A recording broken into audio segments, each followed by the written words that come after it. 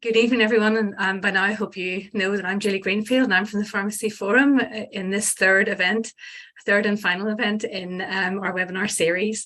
So it's been entitled Systematic Approach to Insulin Safety in Community Pharmacy, and it has been a joint venture by the Pharmacy Forum NI and SPPG.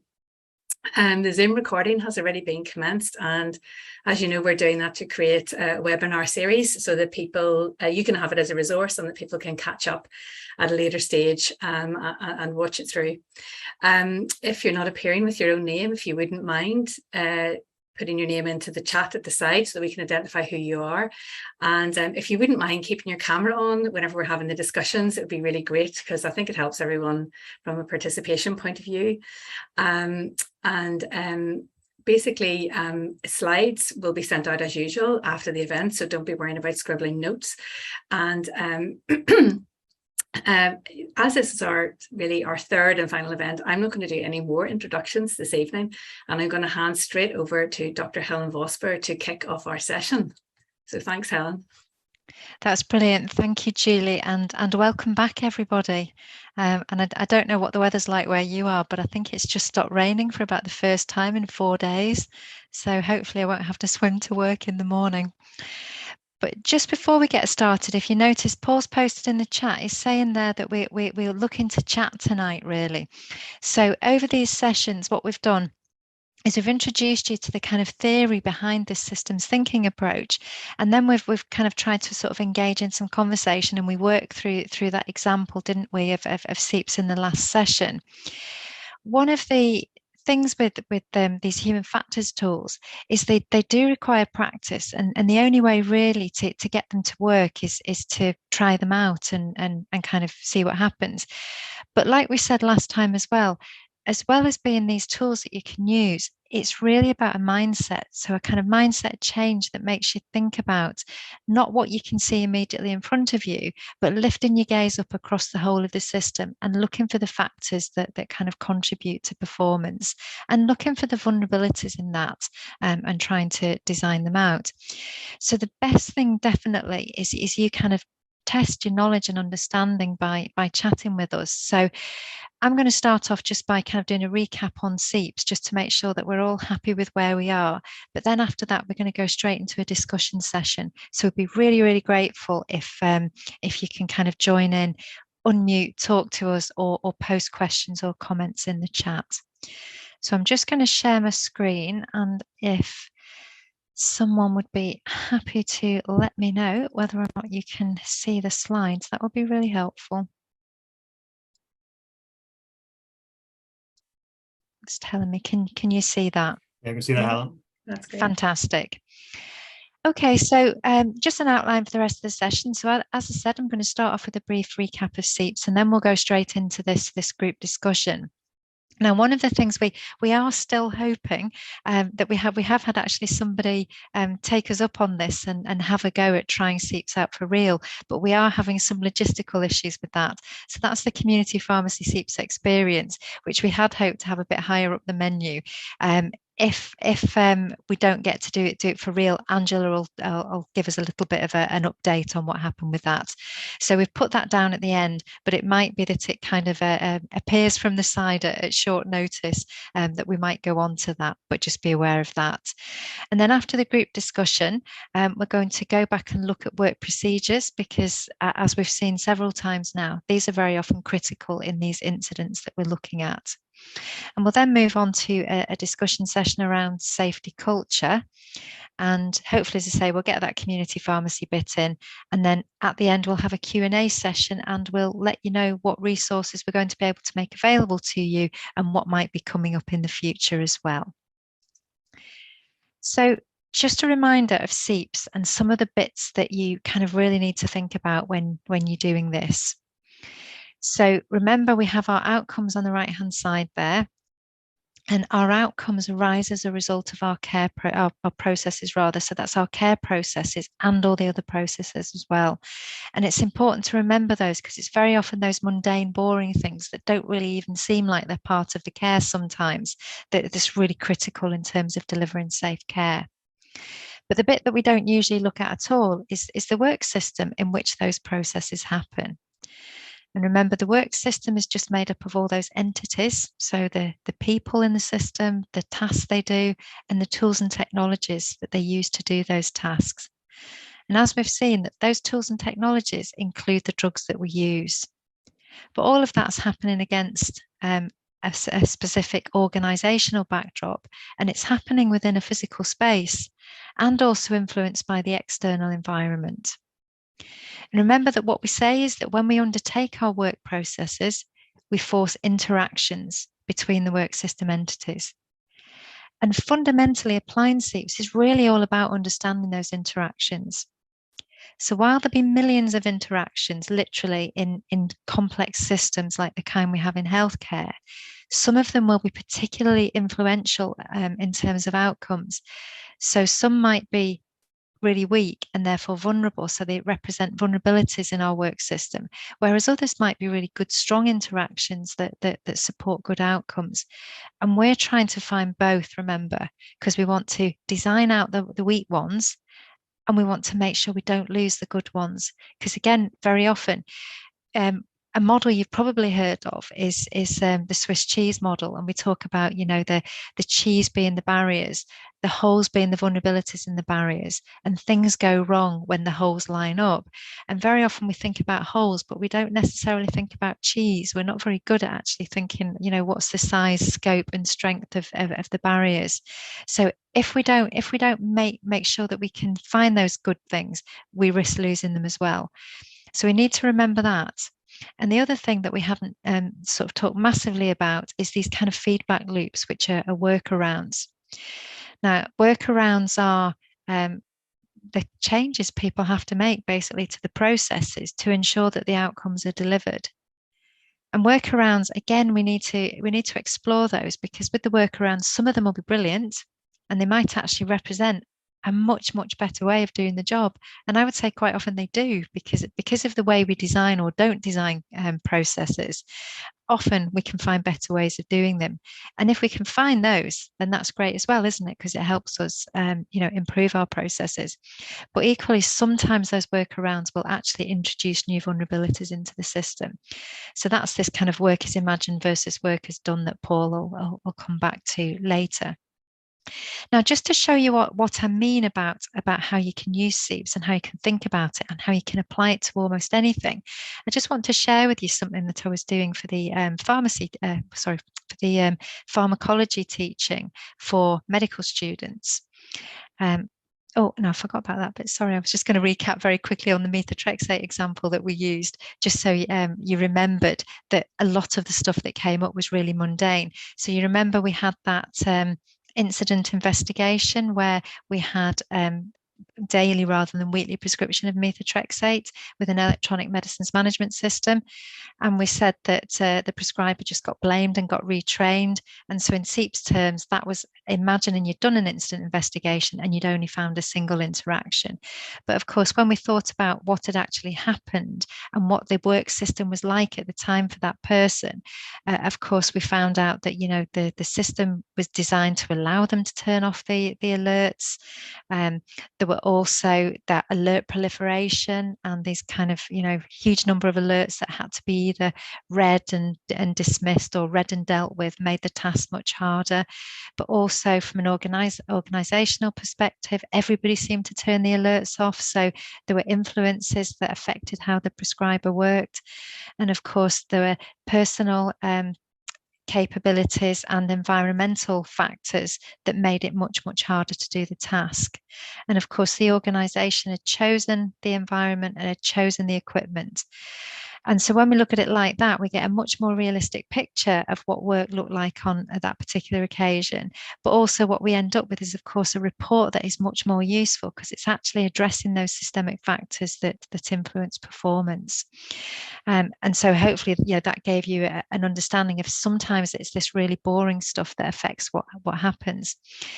So to come back to this thing that I was doing as part of the kind of clinical pharmacology and therapeutics, Actually, I have to confess that I didn't really have a good idea about how this was going to work out when I started it.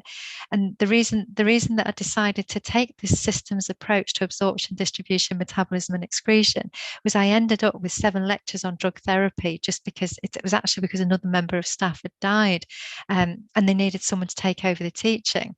And because my role is kind of as the patient safety lead, I'm attempting to get systems thinking into everything that the medical students do. So I thought, right, I've got to somehow think of a systems approach to ADME.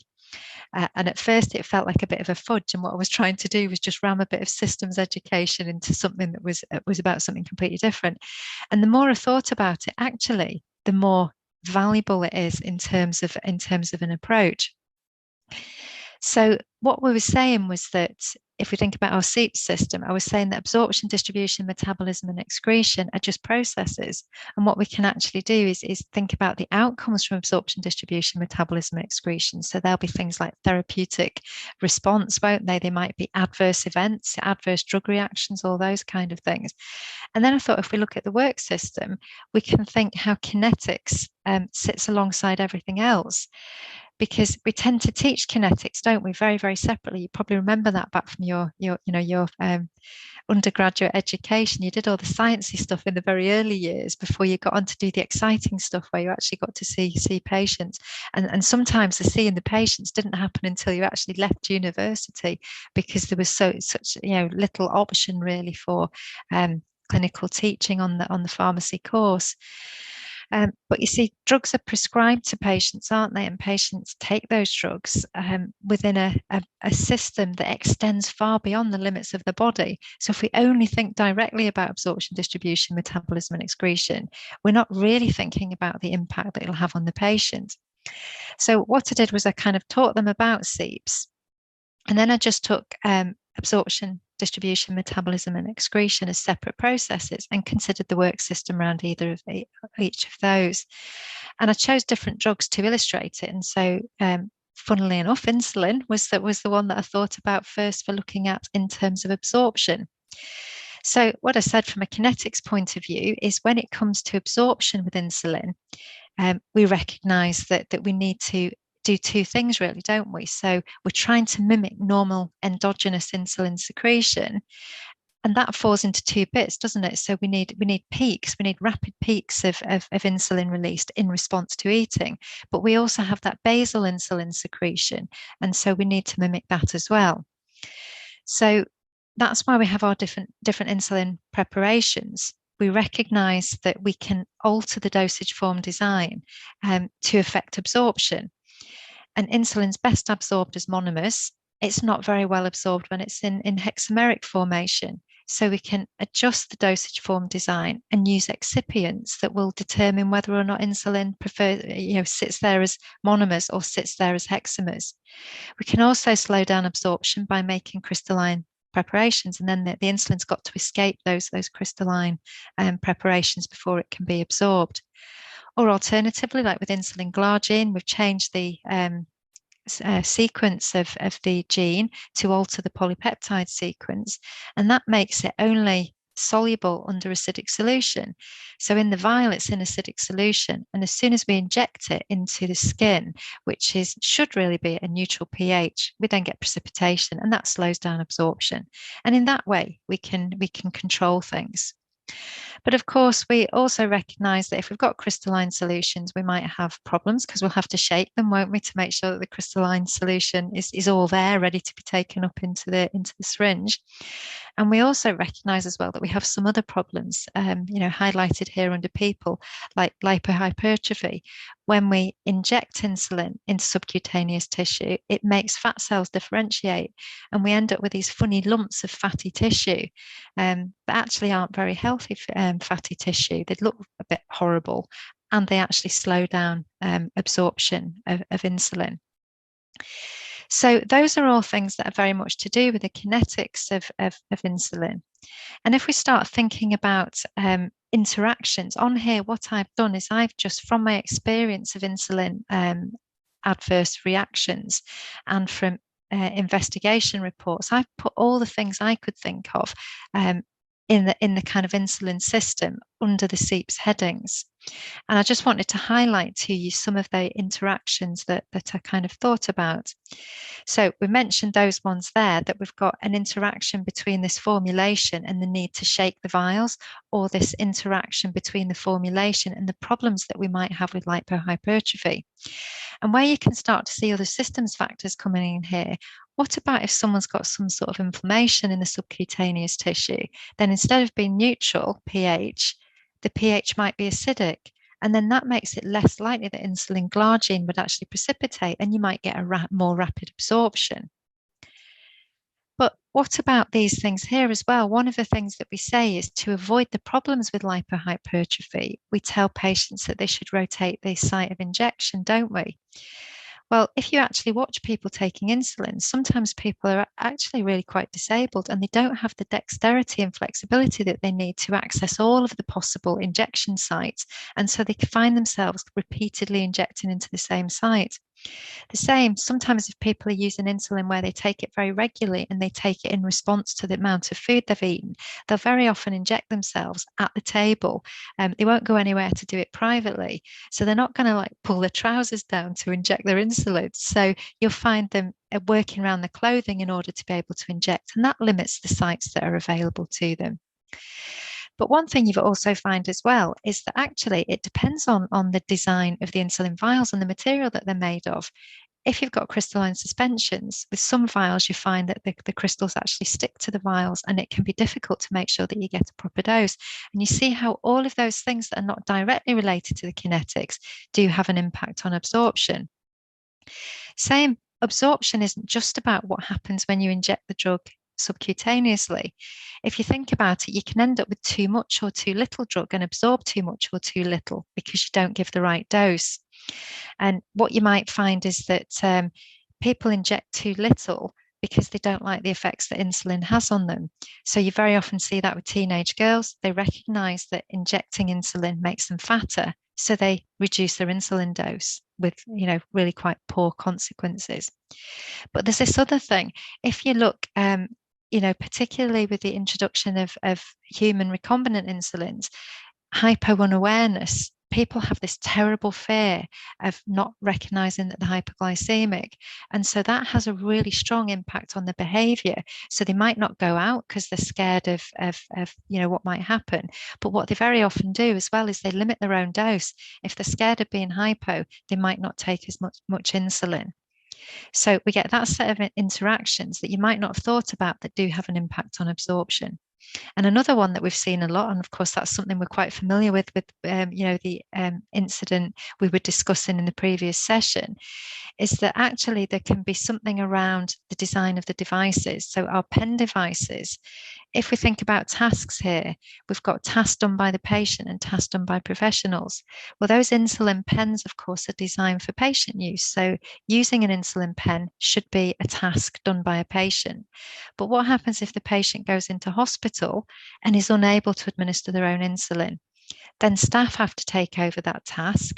And as we've seen, if they don't understand how to use the pen, we sometimes see them taking the insulin out and using an insulin syringe to deliver it. And if that's a high strength insulin, then they're administering an overdose and they're increasing the absorption of insulin. So hopefully that doesn't seem sort of too weird a thing to think about. But what you can see there is we're taking that systems approach and we're thinking about all of the factors that influence the process. And sometimes some of those factors can be really mundane or really obscure that if you hadn't taken that systems approach, you might not actually think of. So just to sort of summarize in terms of these interactions, because as I say, this is the key part. There are loads of interactions. They will run into the millions in complex systems. And if you've got lots of different people looking at the system, all of them will recognize different interactions, because a lot of it will be about your own experience and how you how you think about the system, what bits of the system are visible to you, and what negative experiences that you've had that might drive your perceptions. But if you think about it, that's the strength of the systems approach, because remember, you're not supposed to do it on your own. You're supposed to engage multiple stakeholders. And by all of you sharing your view of the system, then that way you build this picture of interactions. So I think it's important to point out that when you start doing this, you won't get all of it. Well, no one will ever get all of the interactions. And initially, you might not necessarily find the right ones to focus on, but it'll be a good start. And once you get going, it'll improve as you do reiterations of this systems approach. But it's worth remembering that it's very often the boring minutiae that actually threaten the outcomes of work. And also, don't forget the workarounds. And we'll come back to that later when we think about safety culture, because it's very often organizational culture that stops people from admitting that they do workarounds and indeed sharing the potential learning from that. Okay, so I will stop sharing for now and see, does anyone have any questions or comments on anything that I've said there?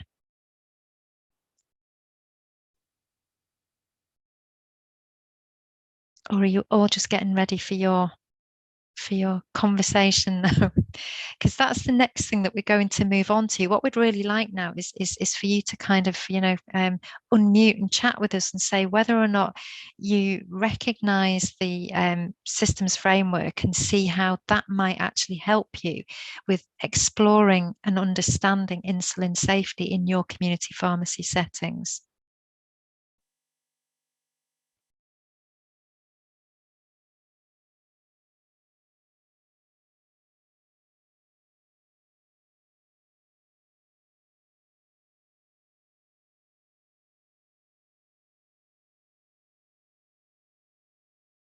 You can just post in the chat if you don't want to unmute. I mean, even if you're just going to say you don't think it works for you or you can't see how it would work, that would be really helpful because we can kind of try and address some of the concerns that you might have.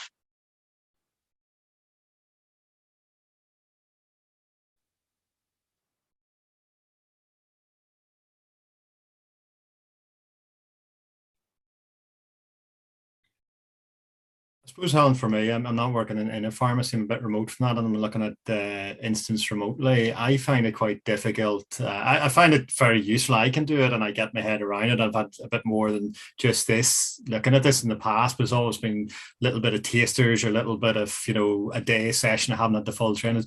I still find it's a useful thing, particularly the SEEPS tool itself. I find that very useful. My difficulty, I suppose, is transferring that to other people, non-believers, I suppose, or whatever. Is there any sort of hints, tips you can give on that? How do you sneak it in when people aren't expecting nearly, that how can you, we have limited time. We can't all sit down for a day or whatever and read at this and, the people look at how do we get that into everyday working as something that we consider every day or after an incident even?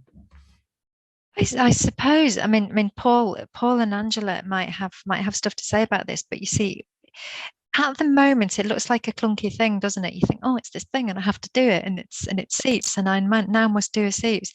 I think the way of really bringing this in is that it's embedded everywhere, so that it's actually just a way of thinking. So you don't say like I'm doing SEEPS, but you just automatically every time you do something, you started to try and visualize those interactions.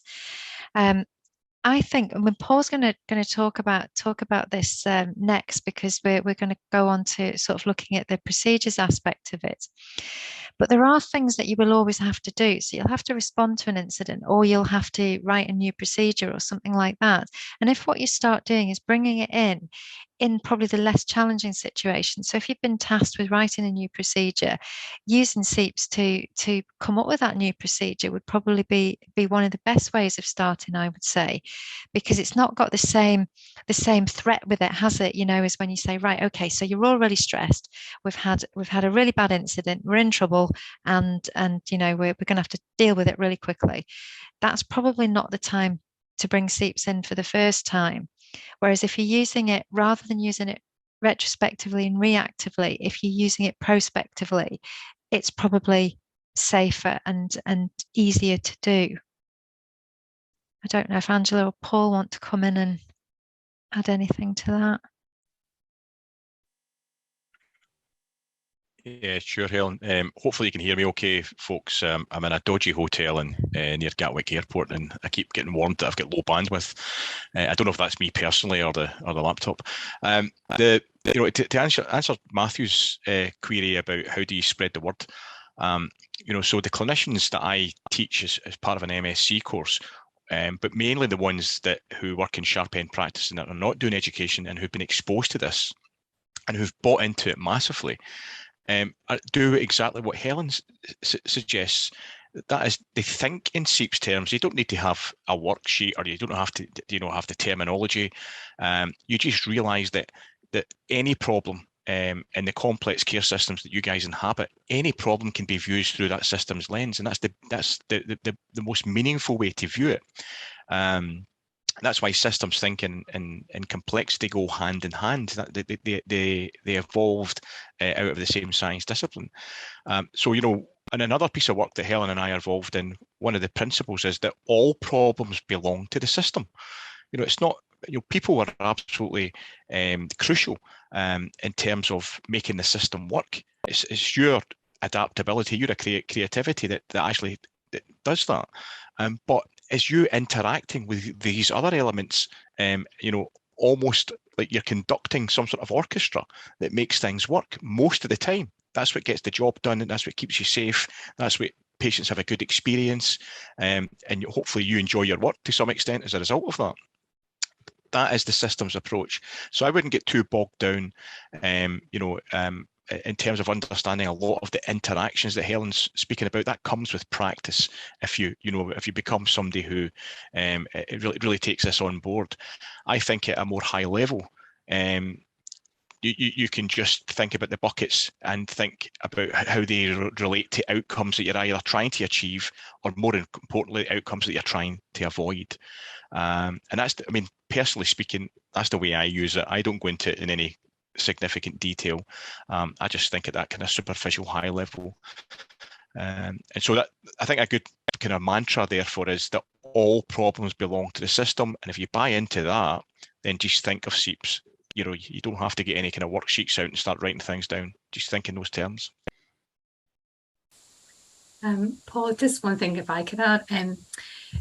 I guess across this week in doing something else, I was thinking about we have a mindset of personal professional accountability, and that's ultimately it, when you're a registered professional. And I've been amazed in terms of how, in terms of the SEEPS thinking, just maybe as you've described, and Helen, I think it's a really good tool to nearly mitigate, because ultimately you will have this personal responsibility and accountability, but if you use it proactively to think about all the things that you're interacting with in terms of that bottom line, because it goes right back to where we started. We want to blame a person, but we have to sort of acknowledge that we are, as you've said, they're interacting with lots and lots of things and systems, and it's actually a brilliant way to sort of mitigate, against things happening, really. So to do it proactively makes really good sense, as well as retrospectively. That's an excellent point, Julie. So I don't know why we haven't brought this in, but I worked a few years ago with community pharmacy colleagues, primary care dentists, GP teams, and we used the SEEPS framework to develop a form of significant event analysis for primary care professionals. And the reason we did that is I worked with a pharmacist and I worked with a GP who both came to me and said that they can't engage pharmacists or GPs in this as much as they would like, because they feel as if they're personally to blame when something goes wrong, or they have a propensity and also to blame others. And the fact is that they're also emotionally impacted quite often when things go wrong. And that's a reason why they don't want to raise anything, because one, there is a psychological element to it. They feel bad about themselves and others. And also they don't want to be seen to be professionally embarrassed, or to suffer some sort of retribution, or whatever the case may be. And so what we did is we worked with them and used the SEEPS framework as the mechanism that when something does go wrong, this is a way to try and mitigate, to a large extent, your own involvement in this event. Yeah, you may have been holding the syringe, you may have given out the prescription, but by thinking in systems terms, you're more likely to have a better understanding more quickly that there was a bunch of interacting elements ongoing within the system, and it wasn't just down to your inactions or indecisions or specific actions or decisions that you made. It's much more about those interactions. And if you quickly get that understanding, then you may be more prepared to raise your hand and do the professional bit that Julie mentioned, become professionally accountable, which is to raise the issue, apologise where necessary, and commit to learn with your colleagues. And so that we've got lots of resource on that in the NHS Education for Scotland website, which we can put in the bundle and share with you. But the feedback was very good. It was the first attempt that we've seen that tried to address the psychological safety issue that not everybody, but probably about a third of clinicians feel as if they're being emotionally impacted because something has gone wrong for a variety of reasons. So thinking in systems is one way to try and overcome that. And to try and stop you not just blaming others, but blaming yourself. Because the very act of taking the systems approach means that the focus, the gaze goes beyond the individual. Thanks for raising that, Julie. Yeah, I think that's a really, really good point. And I think that sort of ties in with what Loretto was saying there as well about, using it in terms of near misses. But you see, what I find interesting about the detail, if you have time to do that, I mean, and I suppose the thing is, it's kind of making that step change, isn't it? About if you decide it's a worthwhile thing, then I suppose what you have to do is at some point in the future, you kind of have to decide, to kind of make time. And I don't just mean individual community pharmacies there. I'm talking about if that's an approach we take across healthcare, it's got to be built into everything. In the same way that in England that they've started launched the patient safety incident response framework, which kind of compels them to take a systems approach. They're going to have to allow them time to be able to use that systems approach. But very often there is real strength in building that picture. Even if you don't do anything with it sort of straight away, because it's that kind of becoming, what they call becoming familiar with your own operation and seeing the things that come up over and over. Because one thing that really surprised me when I was taking this systems approach to ADME, what I kept finding was in the person factors, you would always find, something like, I don't know, you talk about drug metabolizing enzyme polymorphisms or things like that. You talk about age, or you talk about pregnancy, you talk about gender. And suddenly I realized at the end of it that adverse drug reactions are an equity and diversity issue, aren't they? Because if you're poor, black, female and old, you're far more likely to have all of these problems. And that was something that became really apparent just because the same things kept getting repeated every time you did a systems analysis for a different aspect of it. So I think, if you can build it in prospectively and get into that way of thinking, I think you learn an awful lot about what goes on, that even if it's not immediately obviously useful, will become useful at some point. But I suppose the thing is, which is why we're trying to kind of get people to have a conversation around it, because the only way of doing it really is giving it a go and then going, God, that was hard and I've made a mess of it, and then having another go and it gets better and better, and you get more confident with using it.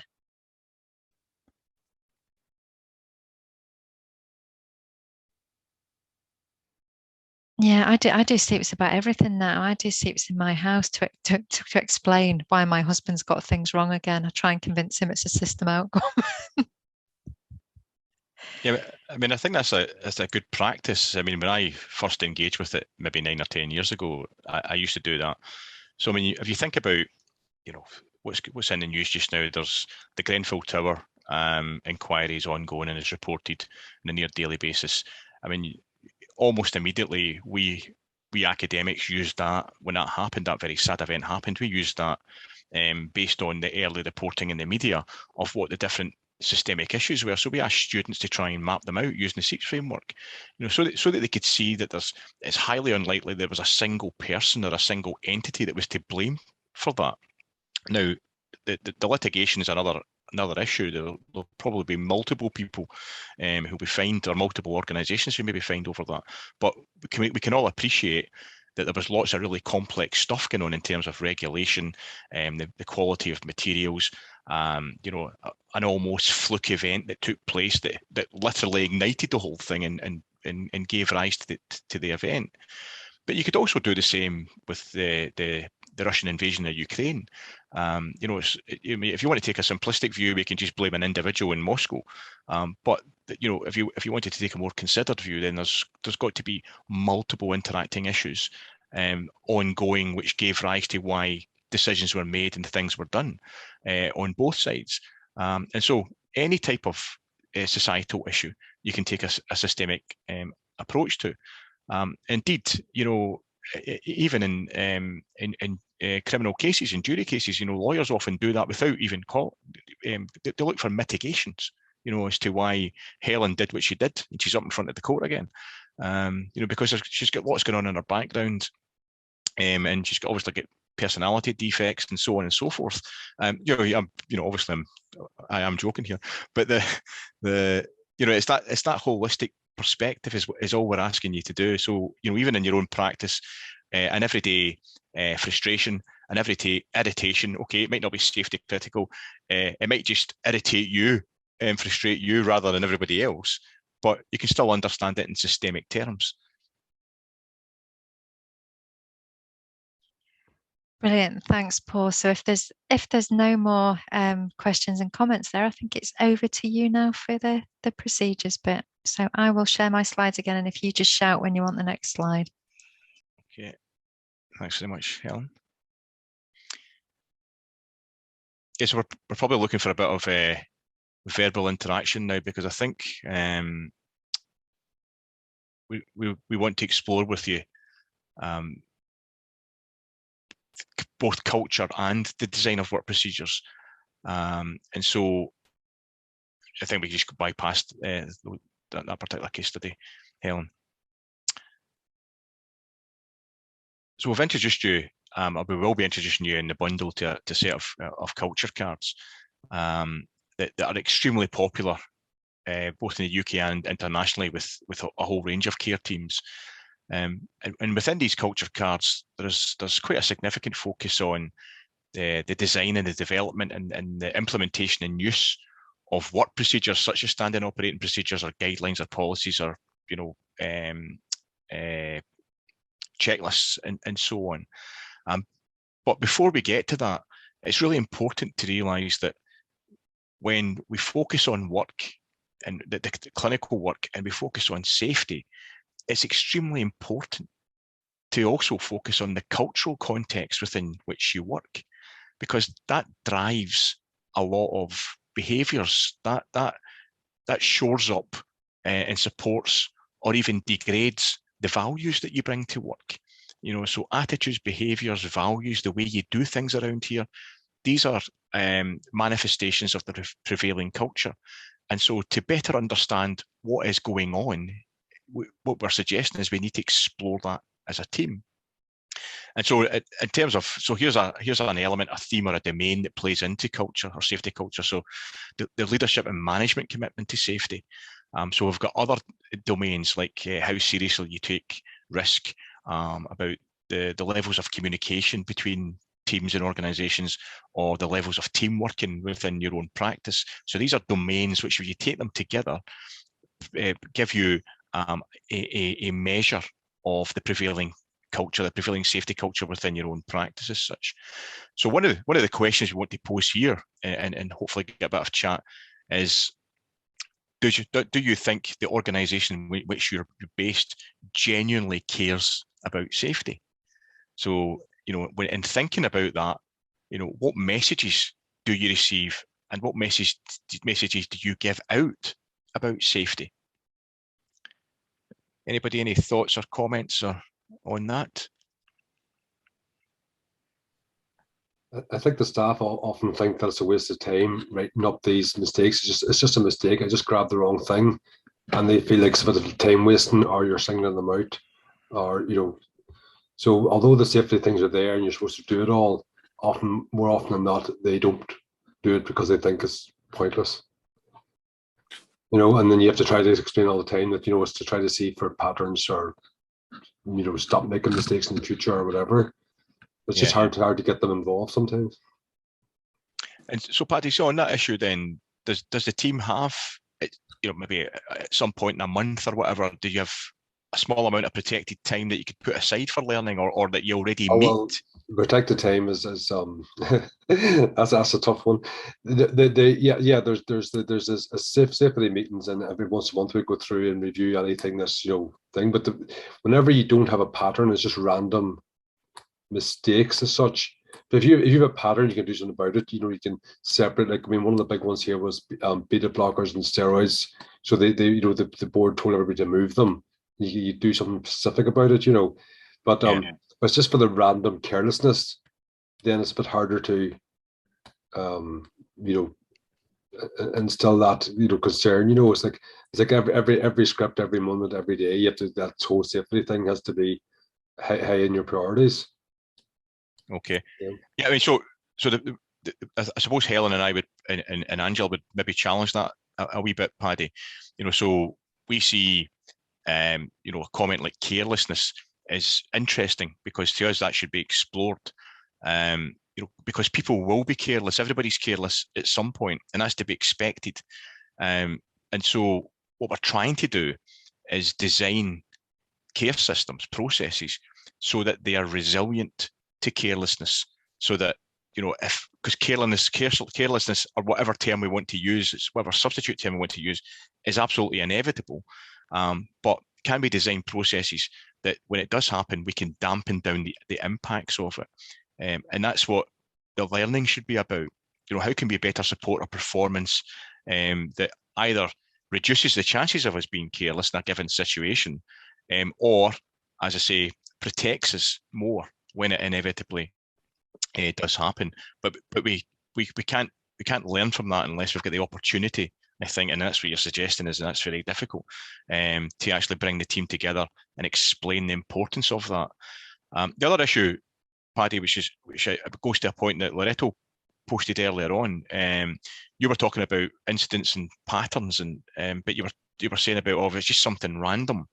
Well, something that's random could be a near miss, and there's an argument in the safety world that near misses are more important than actual incidents, because the majority of incidents that do occur are recurring. We already know about them. You know, we know that we do these things, and if you look at reporting systems, it's the same types of stuff that's reported all the time. What's interesting about some near misses is we haven't seen them before, so straight away, this is known as a free lesson. Here's an opportunity that if we see something exotic, something completely different, which we normally, that's an opportunity then to try and explore and learn from that particular near incident, if you like. But really good points there, raised, Paddy, because what's coming across there is you're getting to the nitty gritty, how difficult it is to, you know, in real time, to try and explore and learn from these issues. Okay. I think, Paul, if I might, this is Loreto speaking. Hi, Loreto. Sorry about your name. I think that's okay. I'm used to that. I think the near misses is definitely a very important thing that we have to learn from, and patterns of near misses, as you say, because you can see them frequently coming, reoccurring. The other thing is, I suppose we all are governed, and we have responsibility to have all our standard operating procedures in order, and we have so many of them in every aspect of the pharmacy. But how often are we renewing or reviewing our standard operating procedures, not just as a pharmacist and maybe a senior member of staff, but for the whole team, and for the whole team to be aware and have the ability to interject as to what goes into that standard operating procedure, which can be complicated enough to write up, but sometimes then we are guilty as a profession, I'd say, of going to a unified template and rolling that out to keep our tick box right for our standard operating procedures and sign them off, but how many are actually digesting and reading and reviewing and talking about it? Is that a systems approach we could be doing, and referring to our near misses and referring back to our standard operating procedures and looking at all aspects of that? Loreto, I feel like you've been cheating here, because were you on the call earlier before we, the pre-meeting? Because that's exactly what we're talking about, and that's the slides that are coming up next. So thanks very much indeed for raising those important issues. So I think what you were suggesting there, and we're going to come through all of those issues, Loretto, in a few minutes. But I think what you were suggesting there is that because we're not doing that, is that potentially a red flag that we could be caring more about safety in that sense, because we're treating it as a tick box exercise. We're paying lip service to it to some extent, and that can be understandable because the job's the most important thing. I don't think I would go as far as to say that we're caring less about safety. I think it's more like time pressure and multitask pressure and everything else that's going on within a working environment within the pharmacy, and that is no excuse. But I do feel there are very pressurized constraints within a working day within a pharmacy, and going back to that, as we used to call it, the root cause analysis, and now it seems, that you only had a minimized look as to what actually went wrong. But should we be including this more a review SEEP application to something that's happening and looking at it and incorporating it into our operating procedures, but be inclusive of all our team? It's difficult. My colleague before talked about protected time. I think that's a GP luxury. It doesn't happen in community pharmacy. Let's get realistic about these things. And the work pressures are insurmountable at the moment. So there's a lot of add-ons. Great, Loretto. So but I am using the quality of care or the focus on patient safety, and I will never take that away from the profession in any aspect. Yeah, absolutely. So you've got to remember my role here, Loretto, which is to play the devil's advocate, which is why I say some of these things. And the other thing is, it was me that brought the bias in, because I've worked so much in general practice that I brought the protected time up issue up, or something similar to it. So a lot of these points we're going to unpack, Loretto, so thanks for bringing them up early. That's good. Can I just say something, Paul, there around about, there's a couple of things there. One is around pattern or lack of pattern. I think that's one of the things that's really interesting about SEEPs, which I was just saying before, that the more you do it, very often you'll find that things that appear to be completely unrelated and completely random are actually caused or contributed to by the same things, and you'll see patterns. I mean, I remember this thinking about a similar kind of set of circumstances in an airline. So in an airline, what you do is you have these things called air safety reports, and there are times when you have to report, much the same as in healthcare where it'd be mandatory. And there are other times when you can make a report just because you think it's got some valid message for safety. And then the safety department takes all those reports and it cuts them up in whatever way it thinks is useful.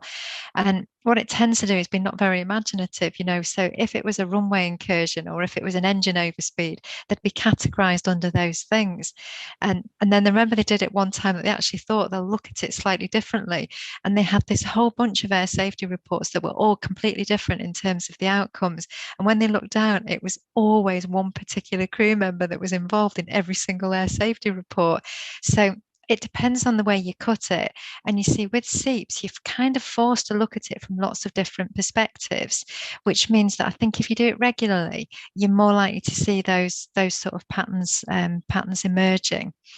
And the other thing I was going to say, I totally believe that the individuals all sort of care about safety in as much as they're able to care about safety. But someone somewhere doesn't care about safety. And I don't know whether that's an individual or whether it's an organization or whether it's, those right at the top in politics. But one of the things you've got to think about is, while you can't blame individuals, at the end of the day, if you're recognizing that you've got systemic problems and you're not addressing those systemic problems, then for the people who are sort of losing out from it, and that's staff and patients, it wears a bit thin, doesn't it? Going, yeah, well, it's a system problem, we can't do anything about it. So at some point, somehow in healthcare, if things are going to improve, the space has to be made for this to happen. Yeah, sorry. And we shouldn't be blaming the system either, because we're all part of the system. It's not an abstract thing. We're not detached from it. We are central to all parts of the care systems. Anybody else get any other comments or experiences? Any thoughts at all on the messages that they receive about safety, or indeed that they may give out as a leader themselves? So Loretto, nailed their colours to the mast there.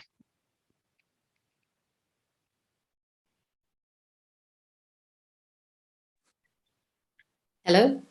Hello. It's Loretta. Sorry, I didn't hear what you said. Was I supposed to respond? No, not at all. I was just saying, I was asking for colleagues to come in to add to anything you had said, because you had articulated your view on it. Yeah. Anybody, any comments at all on the types of messages that they may give out as a leader within their own team, or indeed that they may receive?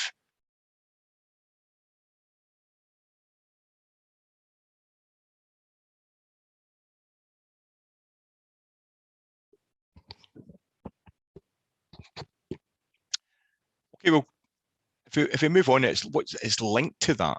Okay, so this is about caring for safety, but the concept of just culture within, you know, a complex care system is extremely important in terms of, and we'll see later, about speaking up. So the concept of just culture suggests that staff should not be punished for actions that are in keeping with their experience and training. Instead, we're trying to take that systems approach to better understand what went on, and then minimise the risks of that type of incident happening again where that's possible. So from that perspective, do you think you practice a just culture within your own teams, your own organisations, or do you think it's much more of a kind of tick box policy?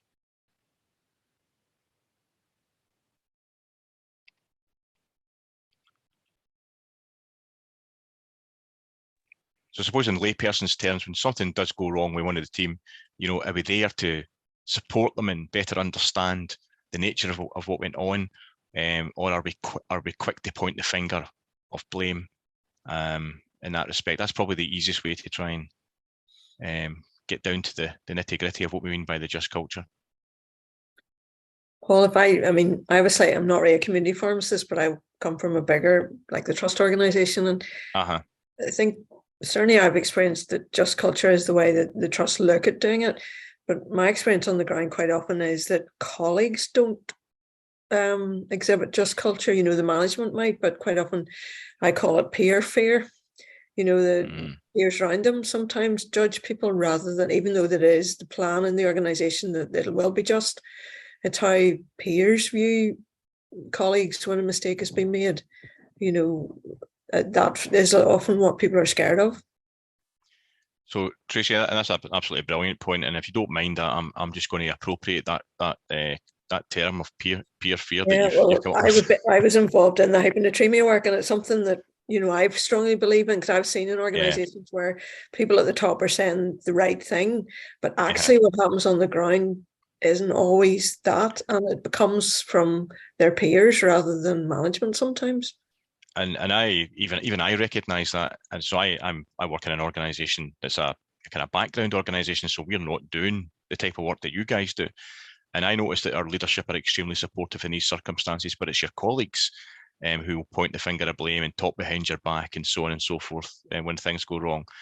I don't even remember one of the earlier sessions we spoke about the local rationality principle, which is about, you know, when something does go wrong, that way you think about, well, Helen, if you find out that Helen did something or didn't do something 3 weeks ago, and you just shake your head in disbelief and think, I can't believe any pharmacist would have done that or would not have done that. You know, that is, and then you would speak to colleagues about it. That's a failure in your part to try and understand Helen's rationality or local rationality, because Helen's probably equally as qualified as you, just as experienced as you. So what she did made sense to her. She's not coming to work to do a bad job. It made sense to her. So as a peer, you should be trying to help her to explore that in some respects, or at least be cognizant of the fact that that's what you need to explore. You shouldn't be rushing to make judgment. So I think that's where to some people that comes very naturally. That's very clear. To some people it can be trained. So I think leaders and leadership courses are exposed to that way of thinking and that way of doing. I think for many who are not, who it doesn't come natural to or don't know about these concepts, it's the easy thing to do, to blame, because there's a deep psychological need within the human psyche to blame. You know, so I try my best to do what Tracy was saying, and try and be supportive, and not to go into that peer fear thing when I'm at work. When I'm in the house, I'm not so good at it, So, because we've all got that psychological need, not all of us, but a lot of us have that, and that's what we're trying to overcome.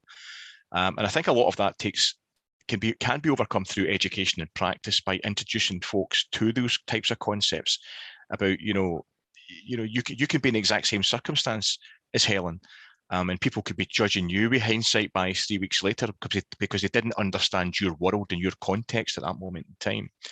And these are the sort of things that kind of, if you like, poison the just culture. As such, we're not going to get anywhere if we're continuing to act and behave in that way. Thanks very much, Tracy. Paul, I'm getting worried that that's a coded message that I didn't do something 3 weeks ago, whatever that was supposed to have done. No, I just need a fall guy in these situations, Helen, and that's fine. Is that me tonight? As long as you don't really mean it. I'm just trying to think what I haven't done. Yeah, I would agree the same. And my husband always says to me, he says, I can't really believe you're a human factors specialist. You're so blamey and judgy at home. And I think the thing is true. That is whatever happens, that will be your first thought, even if you are an ergonomist. And as soon as you think that, I just then start thinking, seeps, what is it that's influencing all of that, making somebody behave like that? But your first thoughts are always exactly the same, because it's just such a natural kind of position to take. I mean, one thing that interests me as a question to you is pharmacists seem to be very, very, very, very self-blaming is something that I've definitely observed. I remember one of the sort of standout quotes in some focus groups I was doing was, well, if it's not 100% right, then it's 100% wrong. And to me, that seemed a really hard way to live, to take in so much personal accountability, because obviously accountability is important, but it's effectively you end up taking all of the failings of the system on yourselves. Would you say that's something you experience or others experience that kind of goes with the profession?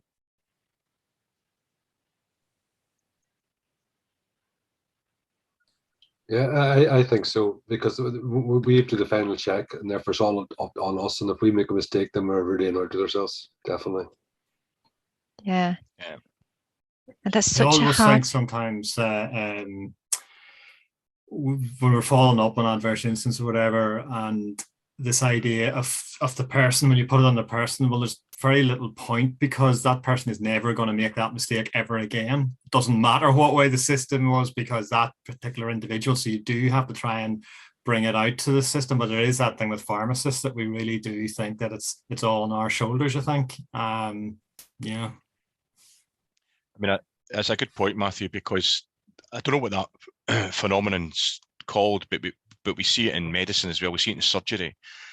So there's strong evidence to think that surgeons, and I'm not being decrying surgeons whatsoever, but I'm just trying to make it as simple as possible. But surgeons think the world revolves around them.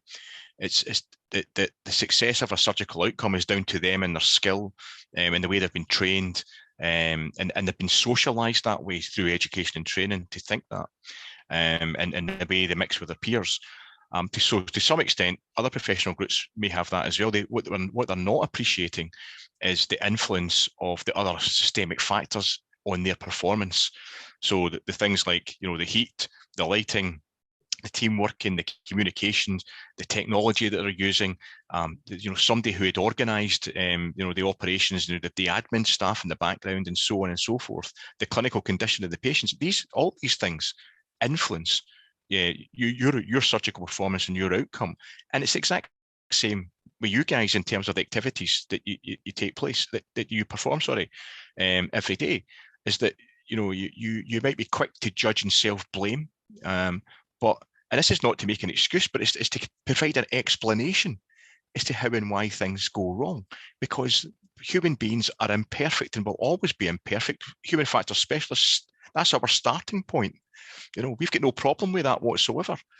That's why human factors is not about human beings per se. It's about the design of the work environment to support your performance. So it's inevitable that you're going to make these types of mistakes. It's what we can do to better support performance. That's what we're trying to learn about and what we're trying to put in place. And part of that's the just culture, because you cannot blame and learn at the same time. And that's another systems thinking principle. So if we're going to get around with the spray gun, laughing at folks, demeaning people who make mistakes, when as if we are perfect, when we all know that's not the case, then we'll never create that type of supportive, mature, just culture that we're all trying to achieve. Paul, I think the phrase in pharmacy is there, but for the grace of God, go I, whenever there's an error. But one thing I'd just like to chip in is, and it is to do with culture as well, but it's possibly historic pharmacy legislation, because that's right. Until recently, if someone was the responsible pharmacist, everything was their responsibility. Now, more recently, we've had, and if you made a mistake, it was in fact a criminal offence as well. So we now have a set of defences that come in, since 2018 in community pharmacy, and more recently, those defences have been extended, to hospital colleagues, or will be. But it also, there's premises standards now as well, which sort of spread the responsibility for environmental things across the owner, the superintendent pharmacist, and the responsible pharmacist, and then the team below that. So I think, there's rebalancing pharmacy legislation is what that's called, and it was recognized there was a need, to do that. So the profession is also moving, and it takes a while for that culture change to embed in.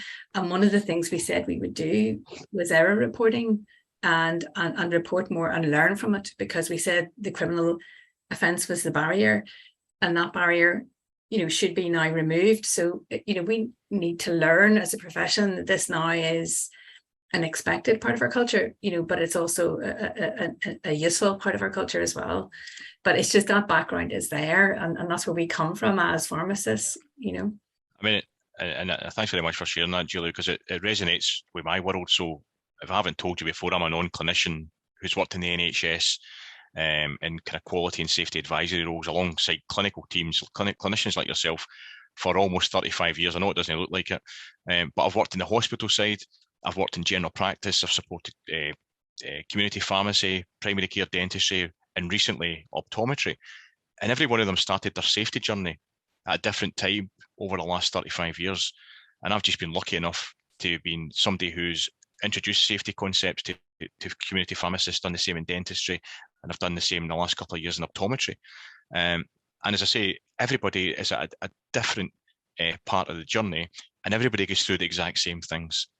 So the issues that you're all grappling with just now, not enough time, blaming yourself, maybe blaming other folks, not reporting stuff. I mean, we've all seen it and done it. But what I can say to you is the colleagues who are the professions who have had the most experience with it, who've been doing it the longest, are hospital specialists and general medical practitioners. And over the last 2 decades, every 5 years, you see a step difference in terms of both established qualified practitioners and trainees coming through. The step difference in terms of their understanding of how and why things go wrong, the language they use, and how supportive they can be. Now, it's not perfect by any manner of means, and I'm pretty sure one or two, a couple of GPs will be quick to blame you if something goes wrong. But it's just to say that overall, my experience is that these things take time, as Julie said, and cultural shifts take 5 to 10 years. We need to change the culture is something you hear quite often, and it's quite a flippant thing, as if it's going to happen in the next, over the weekend or at the end of the month. It just doesn't work like that at all. Any further comments at all? Anybody want to share any experiences of maybe being part of what they perceive to be a positive just culture, whether they were supported or they seen somebody else being supported, or maybe even an experience which could have been better?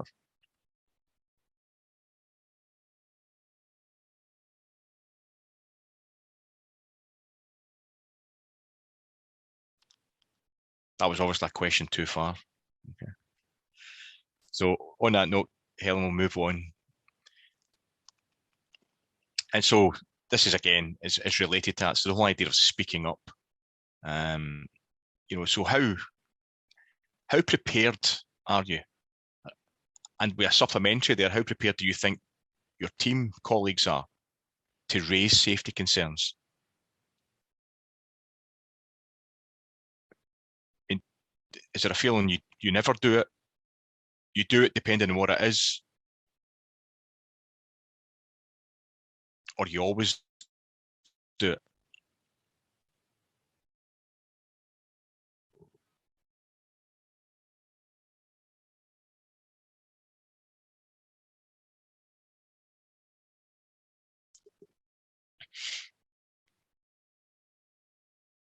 So this is an important part of Just Culture because it speaks to what we call psychological safety. You know, the conditions within the team are supportive enough that you feel able and you feel prepared to put your hand up and raise a safety concern, whatever it may be, however minor it may be, because you feel psychologically safe to do so. Nobody's going to come down on you a ton of bricks. Nobody's going to punish you, laugh at you. In fact, the opposite may happen. You'll be maybe encouraged and you may be supported. So how do we feel about that then, about raising safety concerns?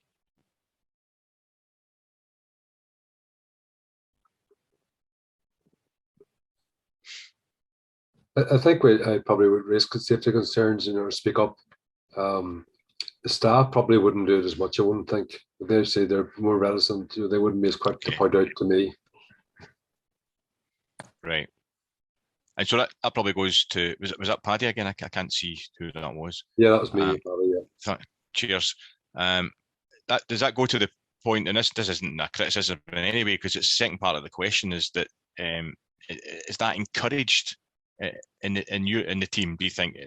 Not necessarily your team, but in any other teams, if we think that safety concerns are not being raised and that folks are maybe not prepared to put their head above the parapet, is that because we don't make it enough of a priority about voicing concerns about safety, given that, putting aside Tracy's, I think it was Tracy's earlier points, no, it was Loretto's earlier points about everybody's rammed with work and there's crazy stuff going on. It may not be a priority as such. But should it be? Would this worry you, that if folks didn't feel safe to put their hands up to report concerns? Oh yeah, definitely would. I mean, I think it's not, but sometimes they don't feel maybe confident enough to do it, or feel it's their place to do it. And as I said before, ultimately everything stops with the pharmacist. So especially they try to take it from our sort of role, or our, so they don't think it's necessarily their place to do it. Whereas obviously anybody should report it if it's there, like even walking around a shop, stupid things like a box in the road, that's a safety concern. Yeah. Anything. Really good points here, Paddy, because you've now hit me over the head with a memory, which was when I did research and focus groups with administrative staff in general medical practice. They said the exact same things. So we were looking at safety of test results handling systems, and it was the confidence to raise their hand, or they didn't see it as their place, even though they knew stuff. So this was the big point that came out of the research: is they were never asked, but they see the test results handling systems differently from the way the nurses and the doctors do. So they had great ideas about, one, how things could be fixed, and two, about issues in the system that were going wrong, but nobody ever asked them about it. And these issues that were going on had a knock-on effects elsewhere, and it would eventually have an impact on the communication of a test result to a patient. And that came through. I did focus groups with dozens upon dozens of admin staff, and it was the same issues coming through. So I get the difficulty here. I think because there's not been enough focus perhaps on safety, and this is us just beginning to have that conversation. Some are ahead of the game in that respect, early adopters, and they're more likely to have these kind of conversations with team members and encourage them to report things as well as show by themselves from a leadership perspective their preparedness to raise their hand and highlight in the practice. So speaking up is arguably. Sorry. No, go on ahead. No, I was going to say we have an anonymous instant reporting in Northern Ireland for community pharmacies, and it's reasonably well used, but we would notice that the information coming through, and that tends to be some of the more interesting information. It's people tend to open up more in that anonymous environment. The unfortunate thing about it, because it's anonymous, we can't actually go back then and ask them. Actually, we'd like to explore that more, and we would like to look at the human factors. But we do put it together, and then we use that. But it is interesting that you will see a more guarded approach, perhaps whenever it's not anonymous, but when people will open up more in that environment. Yeah, it's a good point, Matthew. That's really interesting thing though, Matthew, because you see where I think one of the real values of SEEPs would be is if it becomes a universal way of doing things, then we all know what we're talking about, don't we? And we all think about all the things across the system. The confidential reporting thing in other sectors where it works, what they do is where it works really well is that they encourage that reporting round it. They don't call it a systems framework, but they encourage that sort of reporting such that it is possible then for someone to go through the confidential reports and actually pull useful information out of it. And that might be a good thing to do to kind of, I don't know, encourage a sort of contributory factors reporting, type way for the confidential reporting to maybe get more out of it. Because that was a point I was going to raise. We're going to say, do people know how to raise concerns? Because having relatively recently changed institutions, I'm trying to raise things and don't know who to raise them to. I don't know what the process is for doing it. So I end up having to go around and ask loads of people. And by the time I've asked everyone knows Helen's got an issue with something and he's trying to bring it up. And if you were trying to do that in a way that you didn't want everyone to know about it, you'd be leaving these big footprints all the way through it. So I think there's something around how those processes or structures are in place to allow people so they don't have to work too hard to raise a safety concern, and they feel safe at all stages, whether they want to be completely confidential or not.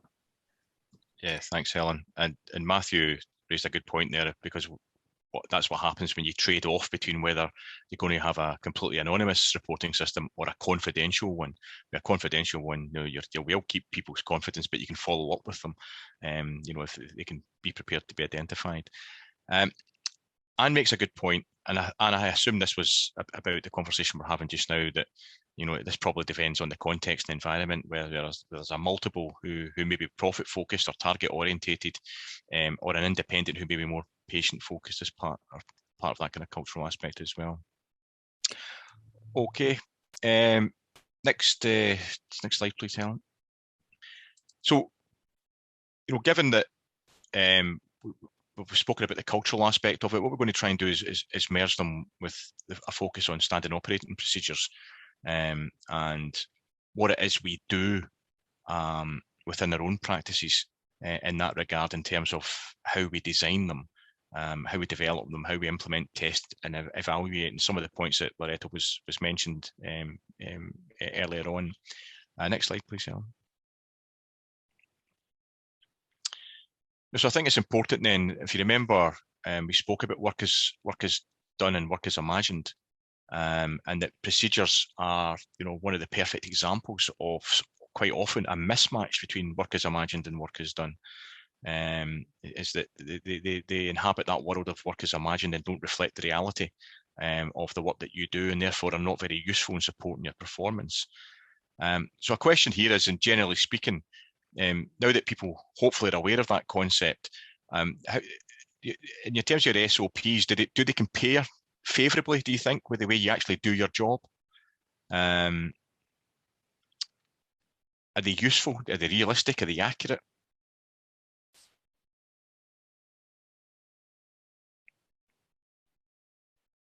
Just a general comment on thinking more holistically about all the SOPs you engage with.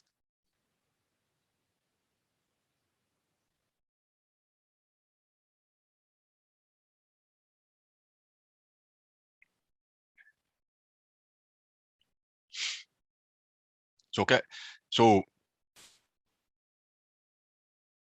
if you look at patient safety incidents in the general literature, and this is extremely well evidenced, so it's estimated in the up to 80% of patient safety incidents that occur then work procedures such as standard operating procedures, guidelines and policies are implicated as significant contributory factors.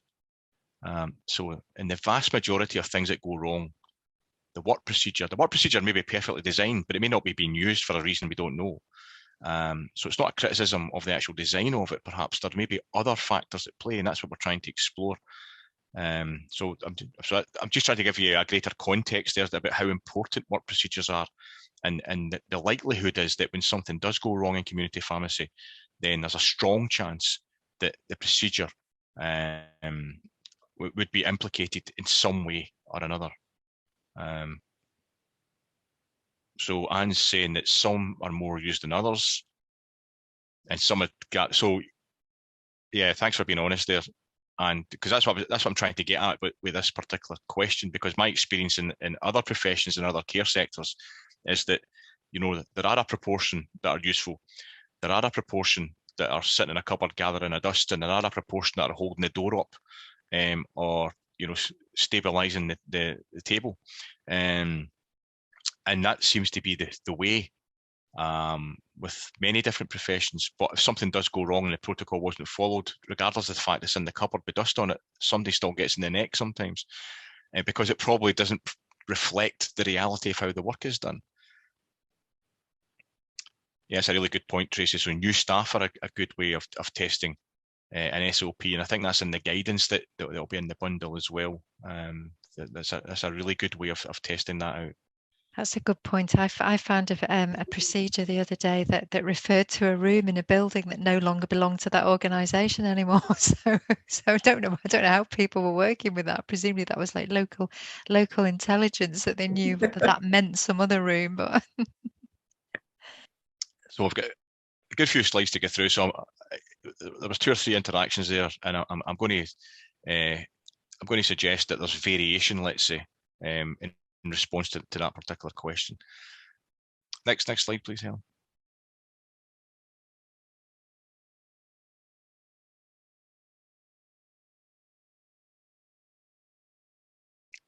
Has anything happened? I think I've moved the slide on. It says our procedures. Has that not changed on the? It's not changed for me.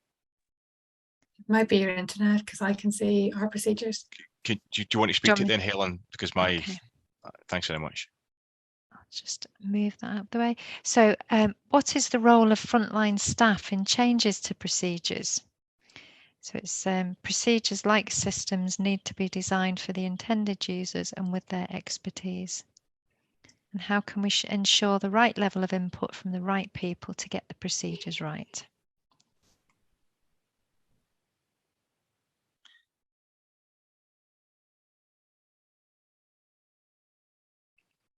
So typically, when I worked in hospitals, you know, if you were in the one of the medical wards, and you know the physician who had the biggest interest in diabetes and was the diabetic specialist would write the diabetic type protocols, because he or she was the expert in that area. And then they would get annoyed when nobody followed them, or nobody followed them the way they expected them to be followed. And the reason for that is because they didn't involve anybody else from the get-go. And that's inevitable. So the challenge here is, to some extent, does that happen in community pharmacy? Do we see some folks being charged with developing the SOPs and put them into practice? Do we take that team-based approach to be cast out from multiple perspectives?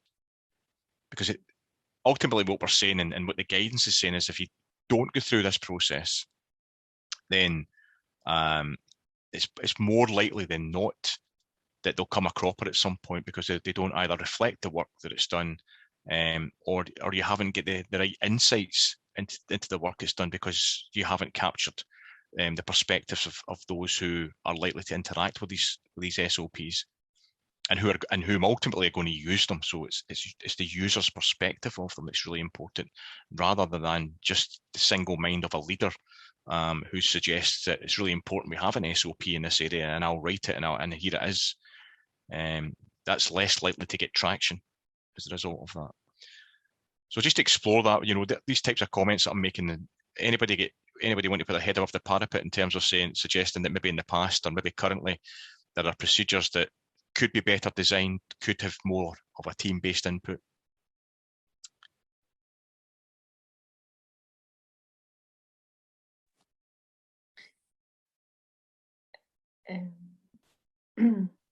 In the pharmacy where I work, we have sort of like regular meetings with the dispensers, and then separate with the counter assistants for shop issues.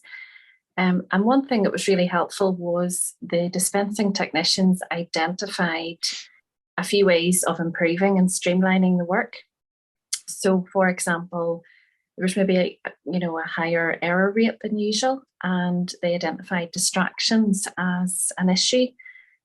So they came up with the idea that they would have a rota of every day 2 staff on the phones and 2 staff to deal with needing to help out at the counter with requests for prescriptions. And that just really helped, so that whenever the phone went, everybody wasn't dropping all to run. So there's less distractions. Yeah. So that really helped. And they also identified, we did a refit at the pharmacy and extended it. And while we had wonderful lighting with the new shelving, there was poor lighting actually at the workbench. So we had to get strip lighting the whole way around. And they also identified things like even in MDS trays and filling those. Some people are more visual learners. So just having the old style of the computer label, amlodipine 5 milligram, take 1 daily, that wasn't really working. So they had changed to a more visual type approach with the drug name, morning, lunchtime, tea time, bedtime, and the number of tablets in each slot. And that visual approach works better for some people. And they even said things like, people wait 20 minutes in the bank. So, when there's a busload of customers turns up, just, take them one at a time, and that's fine. So, yeah. So I can't see who's speaking. Is that? That's Anne. That's Anne, and I think Anne's just done a brilliant soups there. I know that, and I'm so pleased this has been recorded, because they are fantastic examples, exactly what we're talking about. Communication, working with people, minimizing risks, or the chances of something going wrong by taking that co-design process. We use these fancy terms, capturing multiple perspectives. Getting the dispensing team heavily involved in it, because they are users of that system as well, and that's really important. Anybody else, any other similar experiences with Anne, now that we've got some examples? I was just going to come in, but I want to wait to see if anybody else has got something to say first, Paul, so I'll not take anyone's experience or insights.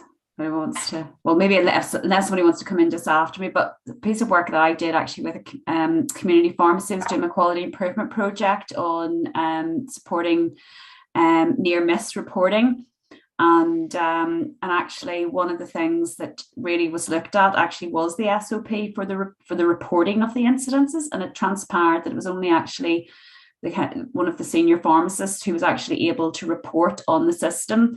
So all the reporting, was then left for him to do. He was very time, stretched as well. And obviously then people weren't aware of the system or what to do or the purpose of it. And so that was actually re-looking at that whole procedure and making those changes to allow then, staff to have access and how they could be trained on it. And actually, Anne, as you rightly said, it was actually the dispensers as well who were picking up, they had actually come up with a lot of the ideas for what they wanted to change and to have that sort of, even discussions about the incidences, so even looking at the SOP, it just unpicked a whole load of practices that, to refocus and improve upon. So that was another sort of way of thinking about the SOP and also the shift from, the learning approach as well. So, Angela, that's really good to hear that, because you got me thinking about the other unintended but very positive consequences of taking that approach, and the same approach that Anne took, is that when we did the research, we did it in optometry. I've done it in general medical practice in the past, as I've mentioned. Not only are you involving people in a co-design process to enhance system safety, but you're making them feel better about themselves at their work. You're involving them, and that's what came through really strongly. We were never asked before. Now we feel as if we're making a significant contribution because we know this is about safety and our perspective's been given. Even we appreciate we don't make all the big clinical decisions, but we are involved in caring for patients and others in different ways, and we've got perspectives on how things happen in the practice, and then these have now been taken on board, and so it made them feel better about themselves and the fact that they were now making what they saw as more of a significant contribution as part of their work. So that's another reason for involving your team in this way, because quite often, and I've been involved in teams in the past, we would never have thought of doing it in this way. It was always the kind of more senior, more informed people, in inverted commas, who would do this type of work. Paul, another aspect too, going back to the old days as a pre-registration tutor, when introducing your pre-reg pharmacist coming into the pharmacy, and obviously the first look at procedures and go through the SOPs with them. And I think throughout the year, I would have said to them initially at the stage is, this is the procedure that we're working on at the moment, but throughout the year and in the working environment that you're going to be in now, I will gain knowledge from you and you will gain knowledge from me. It's a two-way process. And if you see a process that we're following through and you come up with something that you think is going to work better and work with the team better and enlighten us, and we will have to introduce and we will talk about it. And it gives them the confidence in the future to know how they can implement a new procedure within the pharmacy and carrying that through. Great example, Loretto, because that plays into the issue you've already raised, and I think it will come up soon, is about constantly reviewing and updating. And you used the C word there, which I forgot about when I was talking about involving the broader team, because that was the other issue that came through. Another unintended consequence was that they felt more confident to raise other issues, not necessarily to do with safety, but other issues maybe that could maybe contribute to more efficient practices, because they had been involved in the co-design of certain procedures which covered both a clinical and an administrative element of practice. So thanks for prompting me on that one. Anybody else, any final comments at all, or any other examples you'd like to share on? I think there's something interesting as well around is actually who views them. I mean, because it's a kind of two-way process, isn't it? So it's like you can say who are the stakeholders in my process, and then go and get involved with them. But it's about people seeing them. So if you use a procedure or are incidentally involved with it in any way, then you are a stakeholder in that procedure. And then I would argue you have a right to have an input into it. And I think there is a lack of confidence about approaching those things. There was also something that I'm doing a piece of work on it's a I suppose you call it a geriatric ward in ARI, where they had an insulin incident. And what was really funny was they're kind of pulling apart the insulin administration process, and then suddenly realised was what they needed was, once they involved all the stakeholders, which they needed a process to know who needed to use that process, because they didn't know who needed insulin when they came into the ward, because it wasn't usually the diabetes that had brought them in, and the information about their current conditions and medication wasn't always straightforward.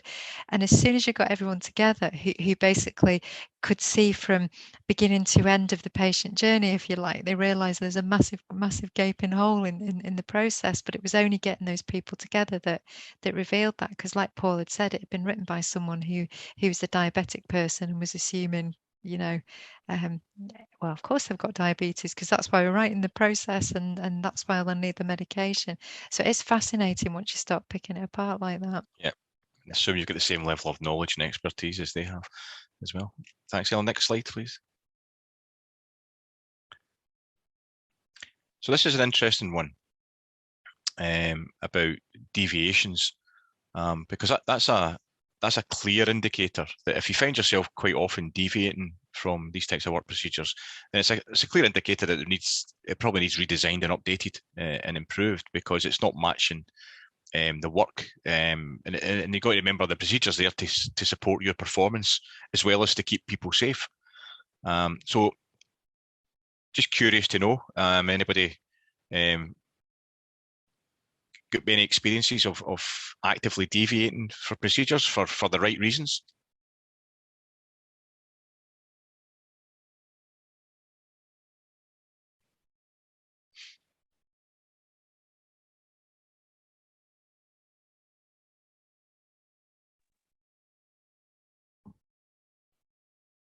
So it's a two-way street. It can be a sign that it needs updated in some way. It may not be dangerous, but it could be potentially as well. I thought this would, I think I've been proven right. It would be the most challenging thing we asked you because of the nature of pharmacists and pharmacy training. And the admission on a recording that if you put your hand up and said you were deviated from work procedures, you'd be in the High Court on Monday or something. But the reality is that what the evidence clearly shows is that more or less everybody in many different circumstances deviates from these types of work procedures, sometimes out of necessity, a lot of the times out of necessity, and a lot of times out to get the work done as well. So I'm making an assumption, rightly or wrongly, that type of approach translates into your community pharmacy world. I think, Paul, I've seen people deviate from a procedure for a clinical need, an unexpected need in a patient, but it's sort of it's acceptable for an experienced pharmacist to do it, not necessarily an inexperienced pharmacist. It depends. Yeah, the procedures are there to guide the more inexperienced. You need to know you're stepping outside it for a reason. Yeah. That's interesting, Tracy. I've just had a GP colleague who's just finished his PhD where he was looking at the role of pharmacists in general practice, and he did various types of case studies. And that's what he noticed. They were in a minority, but there were pharmacists who were more able to, not to say that this is a positive or negative, but were more able to adapt, who would take risks more, often for the right reasons, to get the job done, to be more efficient, but they were still being safe, or as safe as they could be. Whereas there was other pharmacies who were, for want of a better term, were very much by the book, were very risk averse, and as an implication of that, less efficient as a result of that. So it was a trade-off. It's not to say that one's right and one's wrong. But it's just part of how pharmacists are likely to be trained. So you've given an example there, Tracy, of deviating from a procedure for an identified clinical need, and you've got clinical freedom to do that. Yeah, as well. I was actually thinking of much more mundane types of SOPs. They're there for a reason, perhaps, but they're not always followed, largely because they haven't been designed, as I said earlier, to reflect the reality of how the work is done. They may not necessarily be ultra safety critical. They may just be more about, this is a good practice situation, rather than necessarily a super safe practice situation. So for a lesson, if I put the bar down a wee bit, is anybody more likely to admit they've been deviating from a procedure? Come on, just say it. Just say you once went. You usually have your cup of tea at 10:45. You once went at 10:42. Come on, just something like that.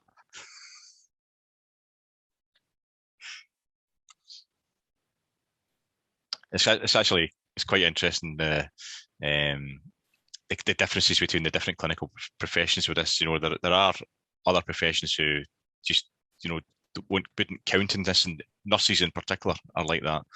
Actually, I was going to say, Anne, I was actually going to bring this up a little bit because our pharmacist colleague who was going to hopefully come on tonight to do the session on that as application of SEEPs. It actually relates to what you've just said there in the chat about skipping the FMD scans, and that was actually interesting. It was part of the incident, because it's really there. Obviously, as you know, and much better than me, like for decommissioning the items, but there's also an element of like you can actually use it as a safety check potentially. But that's the thing, because And I was talking to the pre-reg at the time, and they said, yeah, okay, yeah, we have to do it, but sometimes it just doesn't happen, because there's pharmacy is so busy, and it's the final step in that whole process of the medicines. And you probably, Anne, I'd love to hear you talk a wee bit more about that, because my understanding when I was in situ in the pharmacy, the products, they're waiting, all the prescriptions are all bagged up, ready to go, and probably somebody wants to come in and you're doing other things, and you go, right, there you go, take it, and you go, oh, did that scanning hasn't happened. But is that how you've is that what your experience has been like too, Anne? Well, short of incriminating myself, I'll be honest, with COVID, we just didn't bother with FMD scanning for quite a while, and then we had our knuckles wrapped at an inspection. And speaking with other pharmacy colleagues, they were in the same position. So we've all restarted FMD scanning, and there's different ways of doing it. Some pharmacies do it at the time of dispensing. There's other options where you can aggregate all the contents of a patient's bag, and then once that's going out to a person, just decommission it, scan it at that point. So I guess it just depends. Different pharmacies have different systems that work well for them, but it's just an example.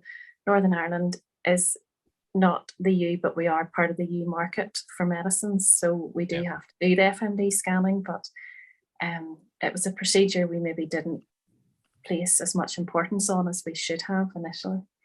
Yes, and actually it was really interesting because looking at the SOPs, there was like 12 steps almost involved, and each of those 12 steps still actually themselves have like another SOP. It's just I was walked through the process, and it was really,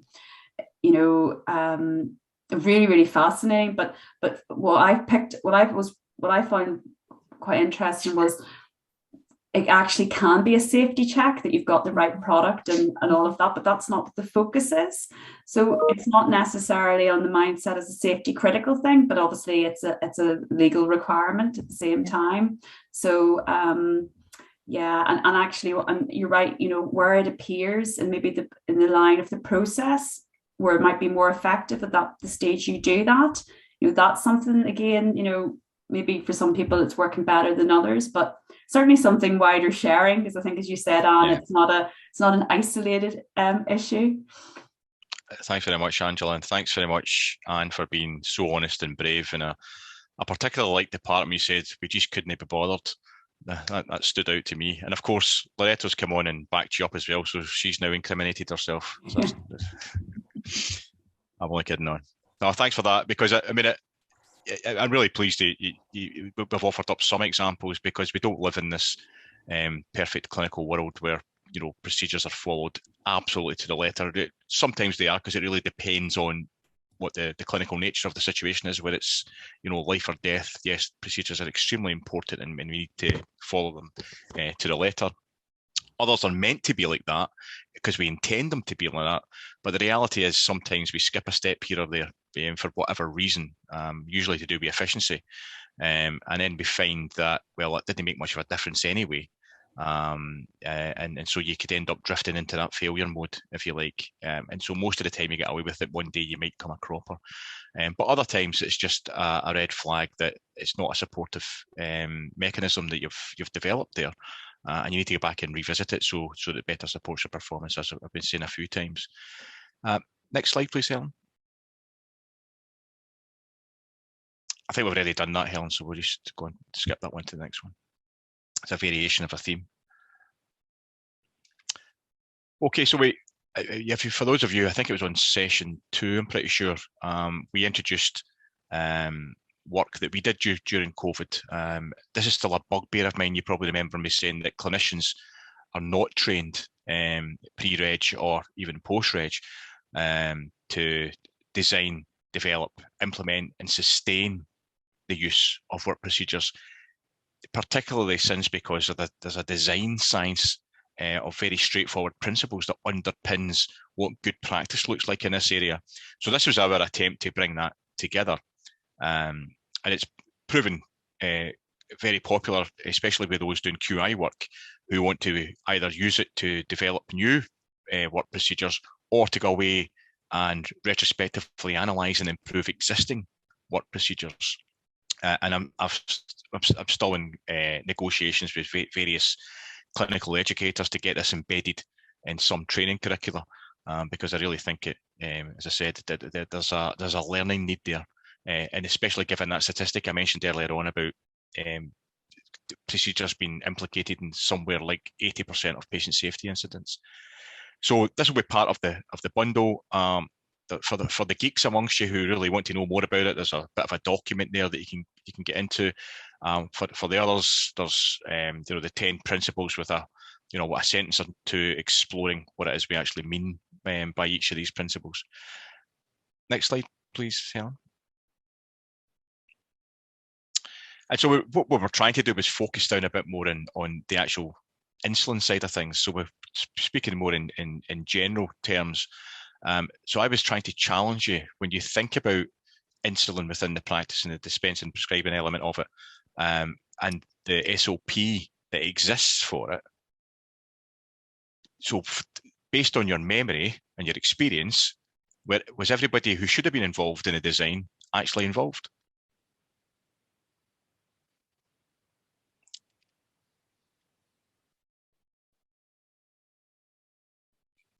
Stick it in the chat if you want. Well, the patients weren't involved, were they? That's a very interesting point. So we did, because done a bit of stakeholder mapping. So I'm ignorant about this situation. So is there a consensus that patients should be an important stakeholder in this particular situation?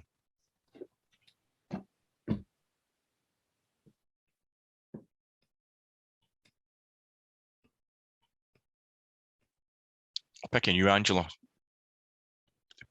Do patients have a perspective here as active design members of this type of insulin SOP?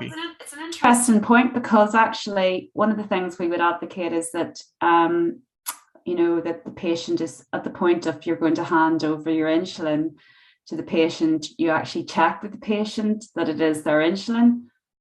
But does the patient want you to do that? So that's the thing. Is that, and do they understand why you wanted to do that? Ask them that. So, and that's something we maybe don't always flip it that way. Obviously we're focusing our design to ensure the patient safety, but what's the patient's perception of that? So I think that's a really good point, Angela. Now that you've spelled that out, I'm thinking that maybe they should have a role at that end of it, and they could influence about what it is you say to them and how you say it. Mm-hmm. And we've also got to remember we've got different types of user groups, so there may be a perspective there depend as well. So that's interesting too. Yeah, and also the patients, patients who are on insulin, that they particularly obviously type 1, they know they're usually their insulin treatment quite well, so they might say, yes, that that is, I know what I'm doing, so they might find it more of an irritation at the same time than anything. Yeah, fair enough.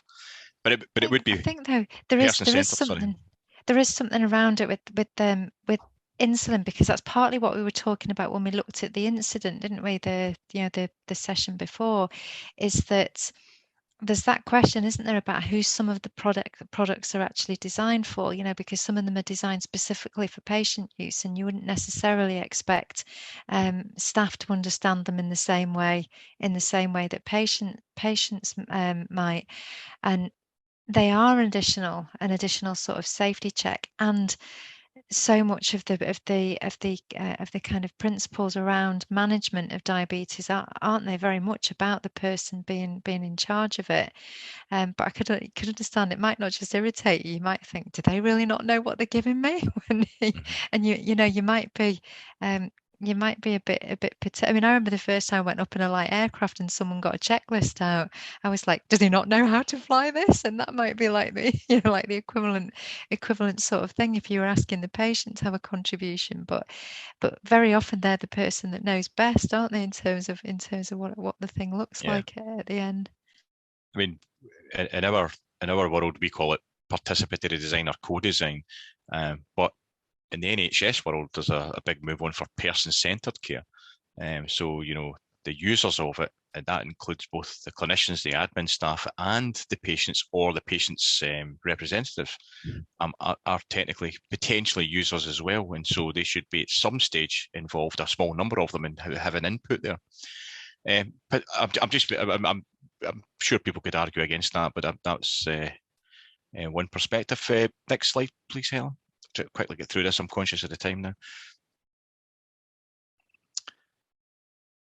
So it's probably just better to speak to that because we've got a small 5 or 6 item checklist coming up just now for focusing potentially on more specifically the insulin SOP, but it could be for any SOP. So part of the guidance is that we use the SEEPS framework. Okay, so those buckets in your head, that way we were talking about early on, to think about hazards, the things that go wrong when you're developing the SOP. So you're developing an SOP in terms of its content to support your performance, minimize risks, but those risks can happen in any part of the system. So you have to think more systemically. So using the SEEPS framework very quickly, as I say, is one aspect of doing that. Next slide, please, Helen. And so this is the issue that I'm pretty sure there'll be a mismatch between many SOPs. No matter how helpful you think they are, but there could be a mismatch between work is done and work is imagined. So they may err towards work is imagined, what you want to be seen to be done in terms of the best practice ever. But the reality is that nobody can always deliver the best practice ever in a very reliable way. And therefore, the design of the SOP may actually slightly hinder you in that respect. So what you want to do is bring both worlds together and make it work for you better. And so a big part of the design of any SOP or the redesign of an existing one is making sure, by speaking to people, capturing multiple perspectives, that it's an accurate reflection of how the work is done in reality, rather than imagined in somebody else's head. Next slide, please, Helen. So there's a bit in the guidance, and this goes, so if anybody's into putting signs up in the pharmacy on the wall telling people to do things or not to do things, we see it everywhere in healthcare.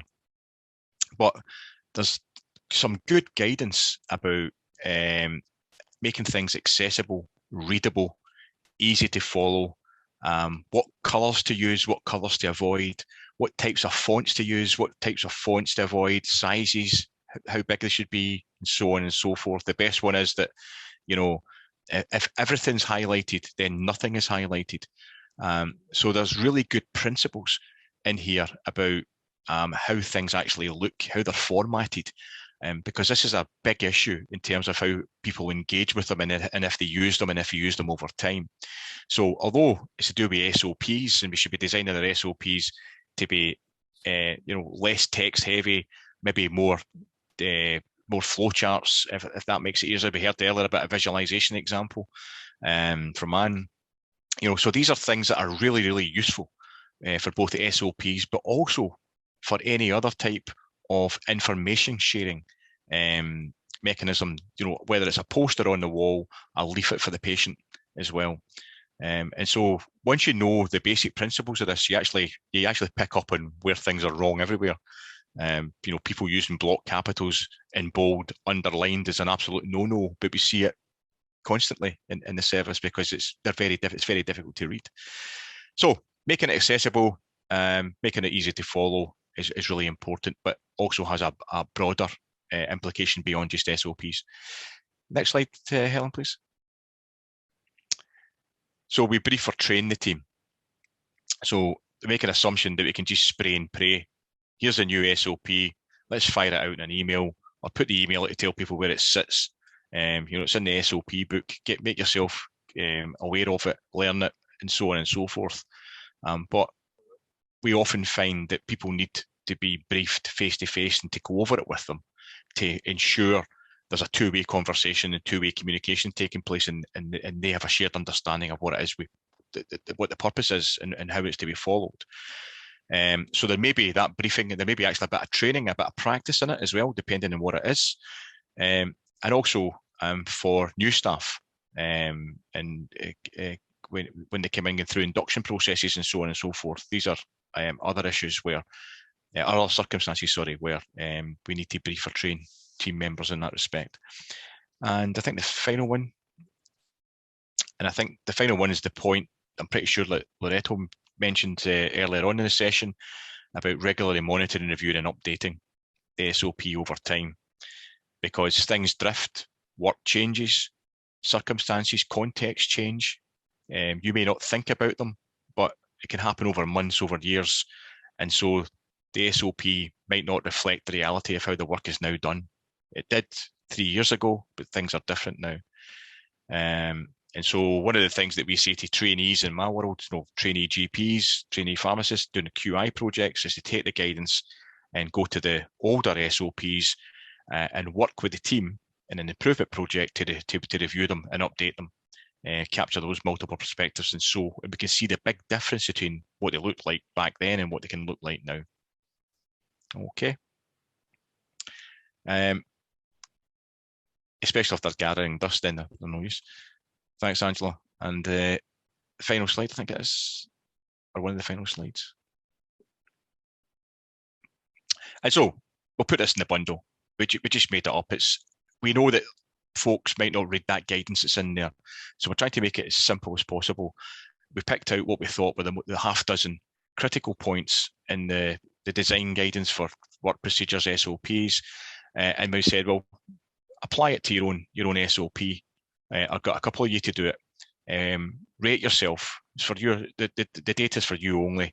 And then, what action for improvement can you take? Okay. Or it may even confirm good practice.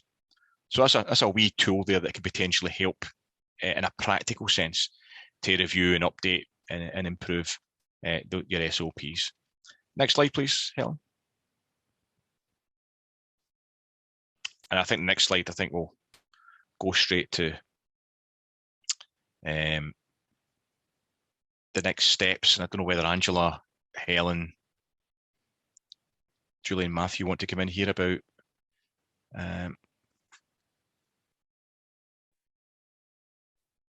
yeah, so sorry, go ahead, Paul.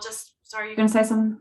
Yeah, just to let colleagues know that myself and Helen will do a short report based on the feedback that you guys have already given in the first session in terms of risks and some ideas for improving insulin safety. But also the report will be on these sessions and the content and what was discussed and what some of the feedback was. We'll put together a small bundle of resources. We know you're going to be time pressurized, but there'll be stuff there now and again that if you get a breather, you can tap into. We'll put some tools, education, guidance within that bundle that you can access. And Angela and Julie assured me there'll be an online site for that to go as well. So, and beyond that, there's the potential for a life with this particular piece of work. I don't want to say too much for that. I'll let Angela speak more about that, because I'm unsure to what extent you want to commit yourselves to it. Well, and I guess, Paul, that's really, I suppose, Paul, you might want to just, basically, Paul is connected in with the Health Foundation and has managed to secure, he's already doing obviously some work with integration of human factors into healthcare, particularly with quality improvement. And but Paul has been very successful in securing an additional little bit of money that we could actually do some ongoing work with maybe one or two of yourselves to maybe kind of work with you, and we can design that up as to what that might help to be, but to really just, I suppose, applying some of this learning in practice, and maybe then taking that sort of, so using the human factors to understand the systems better, to delve into the complexity of the issues, but then obviously we can bring some of that QI methodology where we start to measure the changes and see that impact. So it's just to really give you sort of a sense of that this isn't the end of our human factors and community pharmacy journey in Northern Ireland. We're wanting to take this a little bit further, and also having the opportunity of working with the likes of Paul and Helen and other colleagues as well in the UK. So Paul, I didn't know if there's anything else you just wanted to add to that, because it's still just, I suppose, initial stages. But I think today, I've seen lots of interest from people here, and and I think if maybe if there's a few of you who would like to maybe work with us, and again, it's all about co-design. We can, the page is basically blank at the moment, but we want to move this and bring this maybe into bringing it, changing that, as what Paul was talking earlier, that cultural shift, so that we can move on and we can bring our profession along into this way of systems thinking. Not just interest as well, but lots of great knowledge being expressed here today this evening as well. So that's fantastic to see. And just whether there's another step one or two of you want to take, and maybe trying to apply that in some way that suits your context, your circumstances. We know that things are extremely busy, but we're used to working with busy clinical teams in these types of projects. So I'm pretty sure if there was interest, we can manage it in some way. We tend to have done that successfully over the years. So, thanks, Paul, Helen, Angela, again. Let's bring that close. I think that is a good place to close it. I suppose from the selfish point of view, from our side, the reason we set out in this was to bring a tool to 500 plus odd pharmacies that would help with insulin safety. I hope that everybody on here has got something for their own personal practice that will help them. I think I have, but I think everybody here. But if we could bring that forward and bring it to something that we can bring back to the wider the forum as it is of Northern Ireland to improve that would be excellent. For us, looking at this, I'm definitely going to look forward to that report from Paul, and looking back at that SEEPS report in session 2 as well, and looking at all those factors. We can bring that and put it together with all the incidents that we receive. I know, Paddy, you'd said earlier on about the randomness of these things that happen, but we can actually put that together with all those instances come in and actually look at it now from this human factors point of view. So I know, look, my colleagues, Karen and Breeds, that are on here and start doing things like that. For example, we've already started looking at some of the external factors that affect it.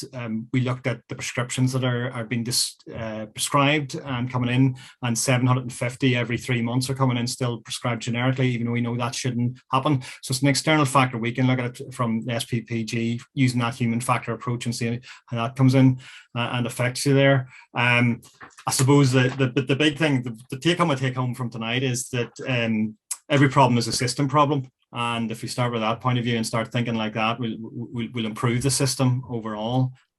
So at this point, I suppose just shortly before we end, there'll be a short poll, so if you can stay on for that there. But at this point in time, I'd like to thank again, I suppose, the Pharmacy Forum, to thank Julie and Sharon for facilitating the event, for Paul and Helen for putting on that, and for Angela for facilitating that as well, and for everybody who's participated, particularly all the attendees who stuck it to the end here.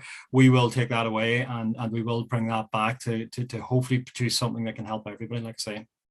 So once you, so thanks again, everybody.